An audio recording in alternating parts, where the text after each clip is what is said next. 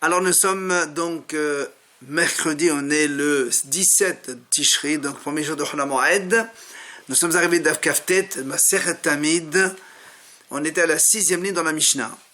On a dit donc que les Kohanim ils amenaient de nouvelles bûches. Ils faisaient d'abord, parce qu'on est en train de dire Sidel Tamalacha Gedola. Ils commençaient par le grand feu du Mesber sur lequel on mettait donc les korbanot, les viandes et les graisses. Et on avait dit donc on pouvait amener tous les bois que l'on voulait, mais sauf les bois de vigne et d'olivier qu'on n'amenait pas. On verra dans la Gemara pour quelle raison. Et de préférence, on amenait les bois de figuier ou de noisetier ou de shemen, un arbre qui fait de l'huile. Donc, c'est de Tamalacha Gedola. Donc, on mettait les bûches dans le grand feu là-bas. Mizraha, il était ce grand feu situé à l'est du Mesber, côté donc entrée du Beth Amikdash. Bahazita Mizraha, et l'accès pour allumer le feu, il était aussi donc vers l'est.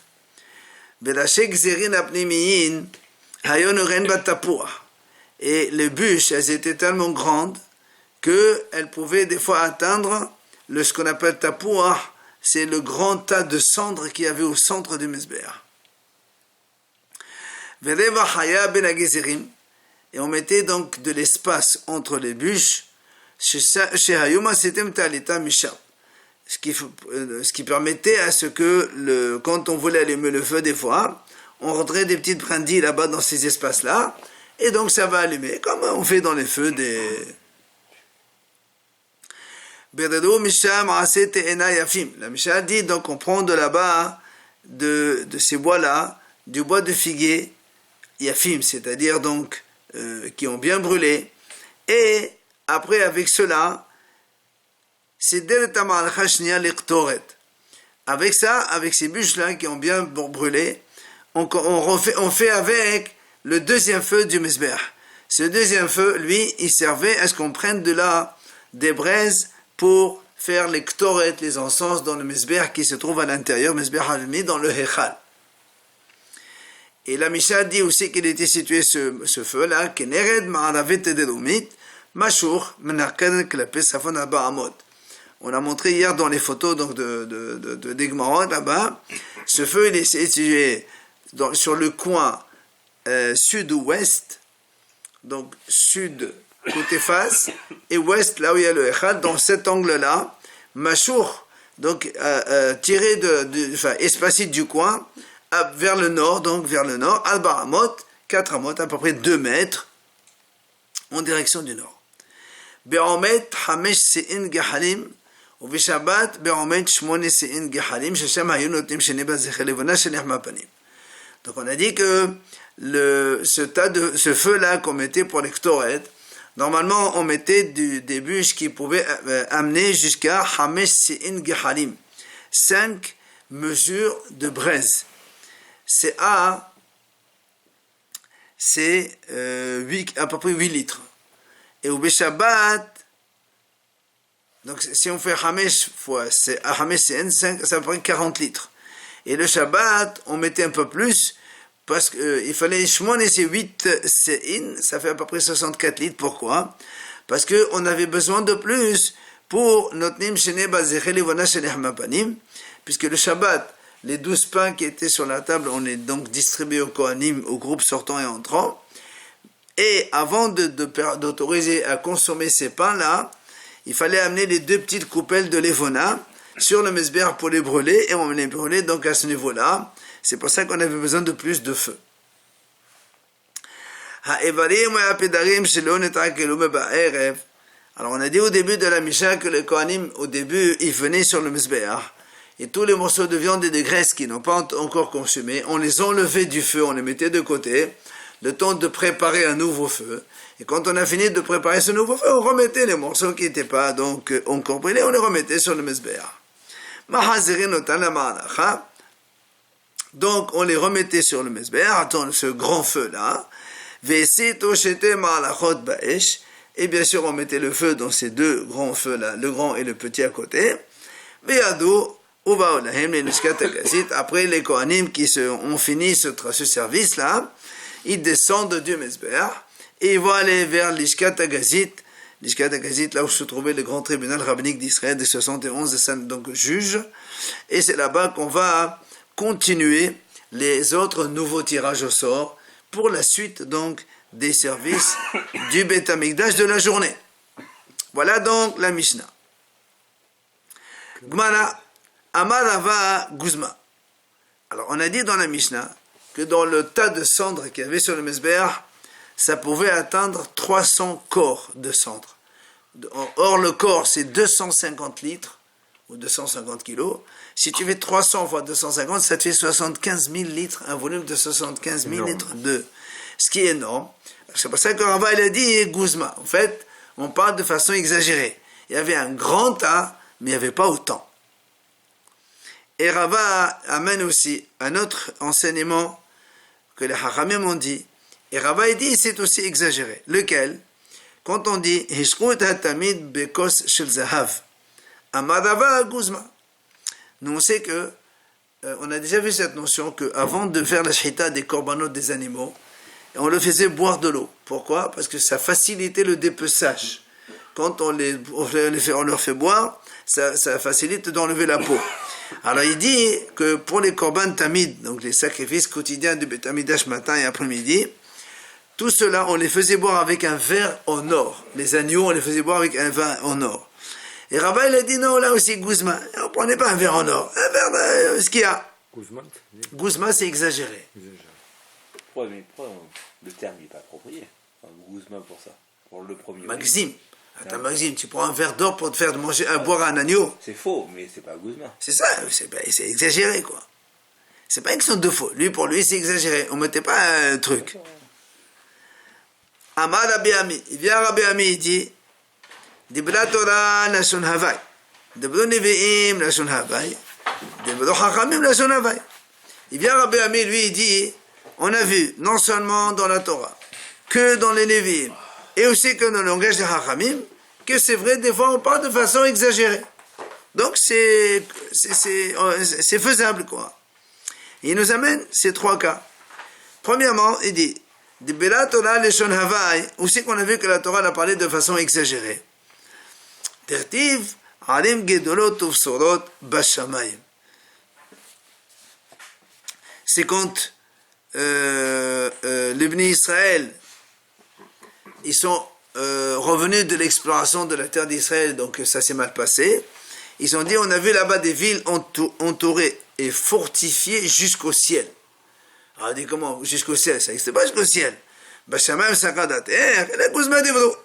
Mais ils ont parlé de façon exagérée pour dire que c'était vraiment des villes très très fortes. Ça c'est dans la Torah.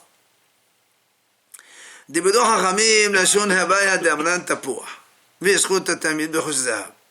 Deuxième, qu'on a dit que les Hachamim ont parlé de façon exagérée, c'est notre cas, nous, ici chez nous, dans la Mishnah, à propos donc du tas de cendres. Et le deuxième cas qu'on a ramené maintenant, ils ont fait boire l'agneau du sacrifice quotidien avec un verre en or. Enfin, Dibedor Nevi'im Lashon Havai. Aussi qu'on a vu dans les prophètes aussi, qu'on a parlé de façon exagérée. Dirtiv, le pasuk là-bas, il dit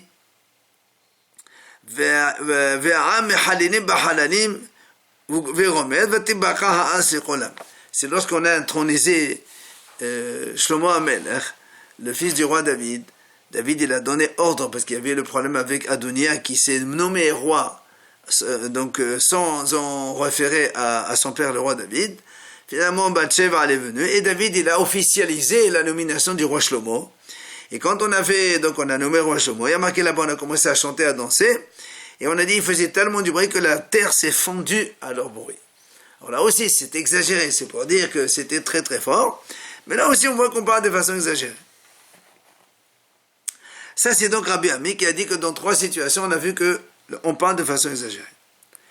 Amar Rabbi Yanai ben Nachmani. Il vient Rabbi Yanai ben Nachmani. Lui, il a une autre version. Il dit, à trois endroits, les Hachamim ont parlé de façon exagérée.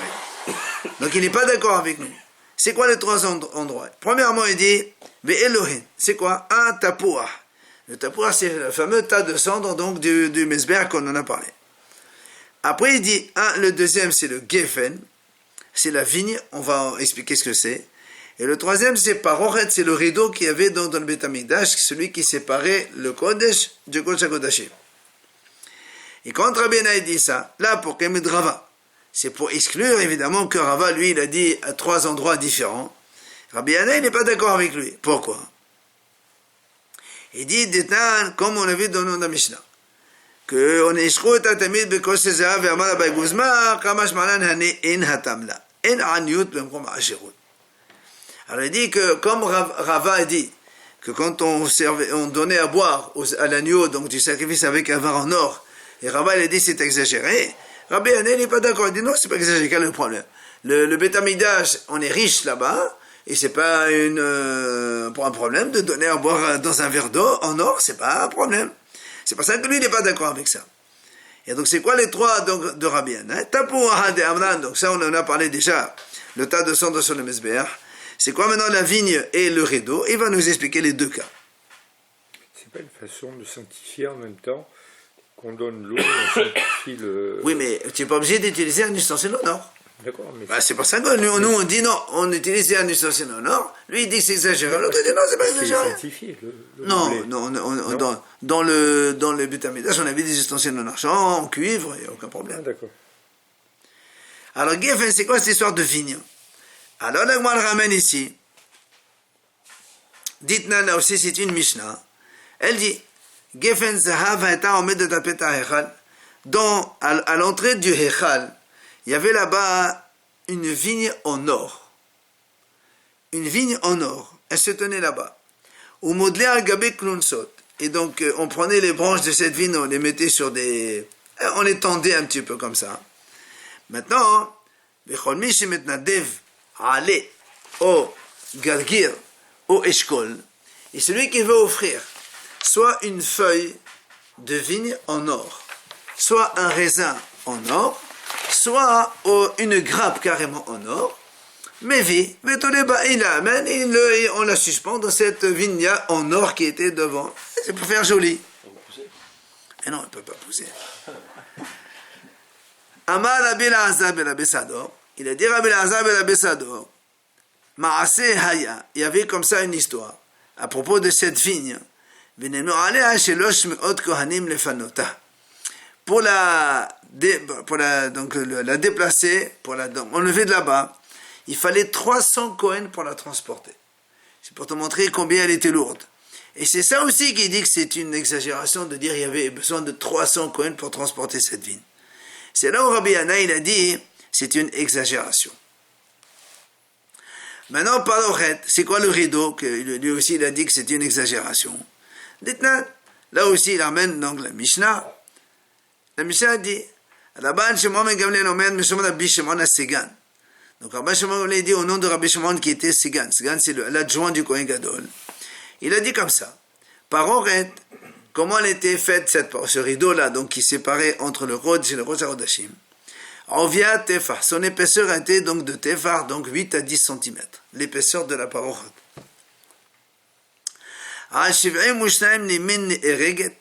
Elle est tissée sur 72 baténéries, donc forme de nœud de tissage. Et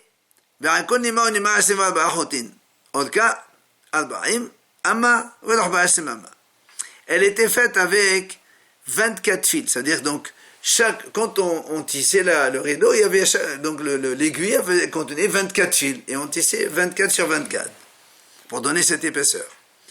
Alors la longueur, évidemment, c'est la longueur du Hechal qui était 20 mètres et la largeur, c'est la largeur du Hechal qui était 10 mètres. Quoi, 20 mètres en profondeur il faisait... Non, en longueur. Le rideau, il était comme ça. Okay. Hauteur, voilà, c'est la hauteur en fait. Et au Meshimone Mushtaim de Bonaasit. Et qui c'est qu'il a fabriqué?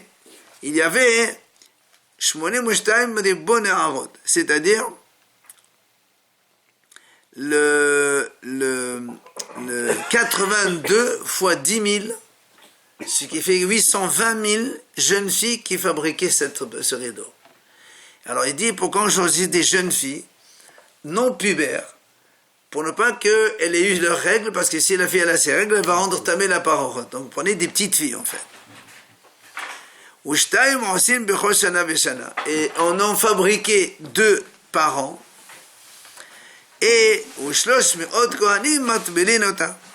Et quand on finissait donc la fabrication de ce rideau, il fallait 300 Kohen pour transporter ce rideau, et quand même on le mettait au trempé au mikvé. On ne sait jamais si une des filles elle a saigné, et elle a rendu le rideau tamé. Donc, et c'est là où il dit, selon lui, l'exagération, quand on dit que c'est 300 Kohen qu'il fallait pour transporter ce rideau-là, c'est un peu exagéré. Alors, l'Agma a dit, rappelez-vous, on a dit tout à l'heure qu'on pouvait prendre tous les bois qu'on voulait pour mettre sur le feu sur le Mizbeach, mais sauf les bois de vigne et le bois d'olivier. Alors, l'Agma a dit, quelle est la raison qu'on n'amène pas des bois d'olivier et bois de vigne? L'Agma a dit, Rapapa Amar Meshum de Katre. Rapapa a dit parce que dans ces bois-là, il y a beaucoup de nœuds. Vous savez, dans le bois, il y a des nœuds à l'intérieur. Et donc, dans les veaux des nœuds, c'est un peu épais. Et donc, nous, on veut du bois sec. Et quand il y a des nœuds, c'est toujours humide parce que c'est plus épais. Donc, c'est humide et on ne va pas du bois comme ça. Rabaha, il a dit, lui, non, tu sais pourquoi on n'amenait pas les bois de vigne et d'olivier? Parce que sinon, tu vas détruire les oliviers et les vignes et on n'aura pas de quoi approvisionner les gens en vin et en huile, comme c'est nécessaire, donc pour habiter en Israël, donc on ne faisait pas ça. Voilà donc les deux raisons pourquoi on ne prenait pas donc les bois d'olivier et les bois de vigne. Sur ce, l'Agma l'objet, mais TV, l'Agma dit comme ça. On a vu dans les Zohar, c'est marqué comme ça. Le pasuk il dit Al ha'asim asher al ha'esh. On prenait les morceaux de viande et tout ça, donc tous les corbanotes, on les mettait sur le bois qu'il y avait sur le feu. Alors, on dit, pourquoi on marque le bois qu'il y avait sur le feu? Qu'est-ce que tu as besoin de dire? Alors on dit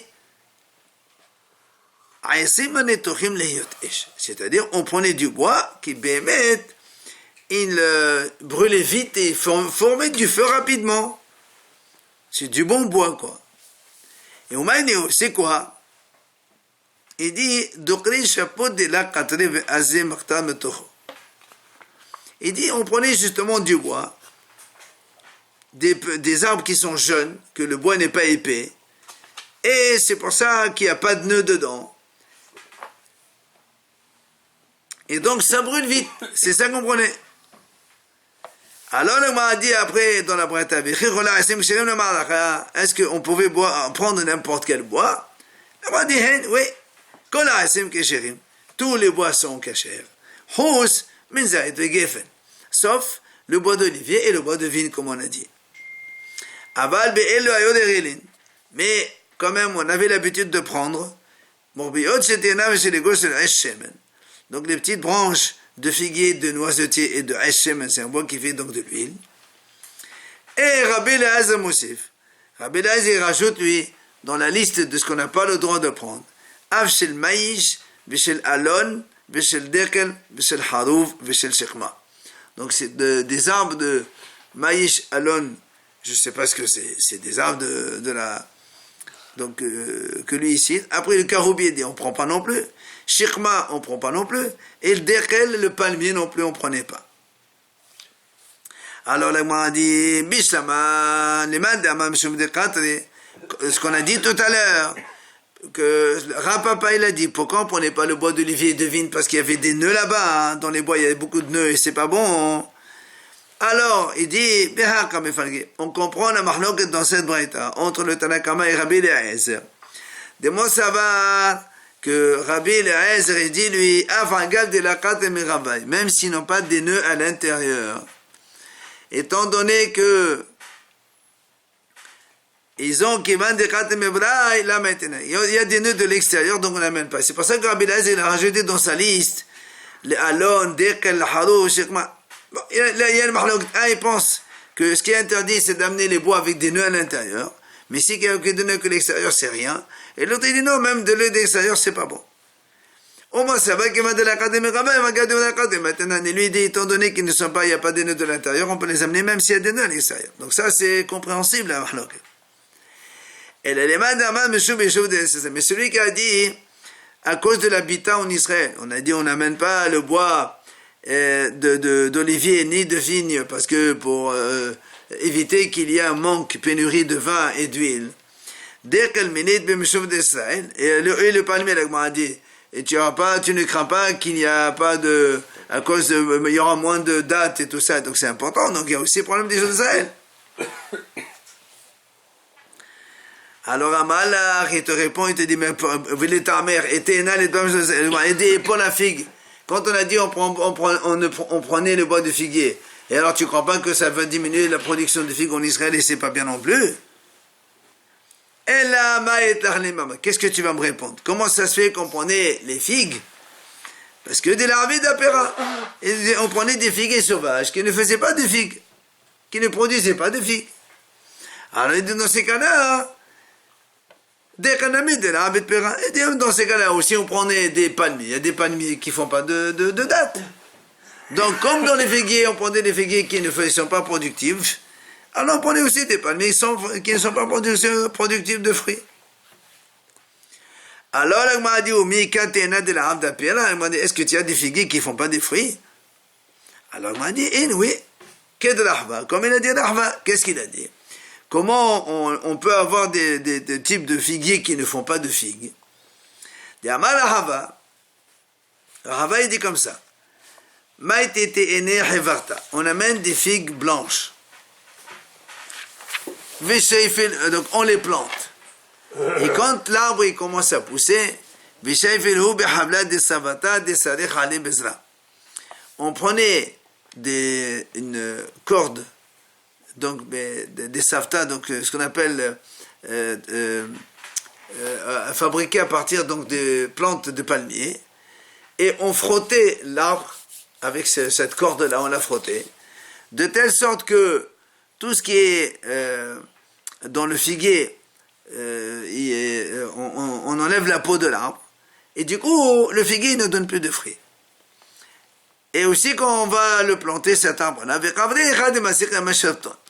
là où il y a, comment on appelle ça, des crues, la marée de la mer, c'est là-bas où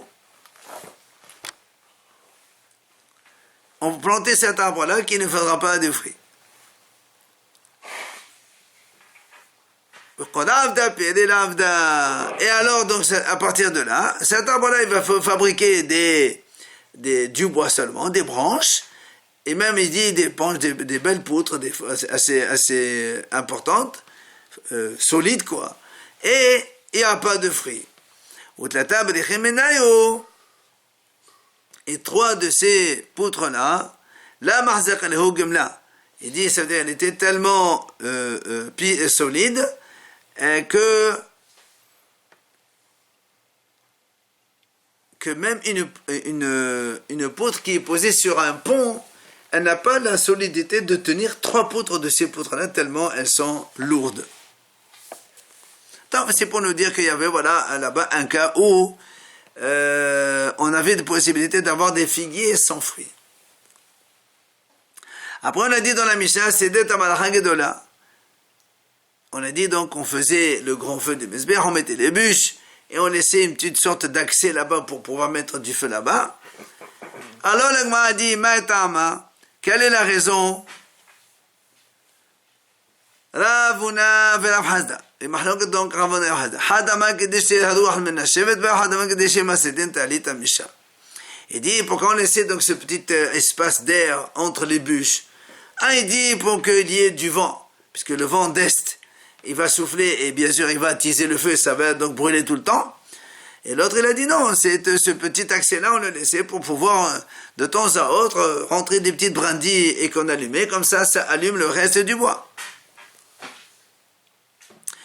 Alors le Gemara elle objecte la Gemara